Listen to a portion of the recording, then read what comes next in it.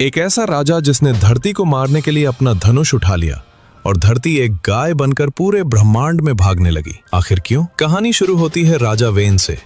When एक अत्यंत क्रूर और अधर्मी राजा था। उसने यज्ञ अनुष्ठान बंद करवा दिए और खुद को भगवान घोषित कर दिया। जब ऋषियों ने देखा कि वेन का पाप बढ़ रहा है तो उन्होंने मंत्रों की शक्ति से वेन का अंत कर दिया। लेकिन समस्या ये थी कि राज्य बिना राजा के अराजकता में डूब गया। तब ऋषियों ने एक विचित्र विधि अपनाई। ऋषियों ने राजा वेन की मृत देह की जंघा का मंथन किया। उससे एक काला बौना पुरुष निकला जो वेन के पापों का प्रतीक था। वो निषाद कहलाया और जंगलों में चला गया। इसके बाद ऋषियों ने वेन की दाहिनी भुजा का मंथन किया। इस बार शरीर से एक अत्यंत तेजस्वी पुरुष और एक सुंदर स्त्री प्रकट हुए। वो पुरुष भगवान विष्णु के अंश पृथु थे और स्त्री लक्ष्मी की अंश अर्ची थी। राजा पृथु के शासन संभालते ही उनके सामने एक बड़ी समस्या आई। अकाल पड़ गया, वनस्पतियां लुप्त हो गईं और लोग भूख से मरने लगे। पृथु को पता चला कि धरती माता ने खुद को छिपा लिया है और अन्न को अपने भीतर सोख लिया है। क्रोधित होकर पृथु ने अपना धनुष उठाया और धरती का पीछा किया। तब एक अद्भुत घटना घटी।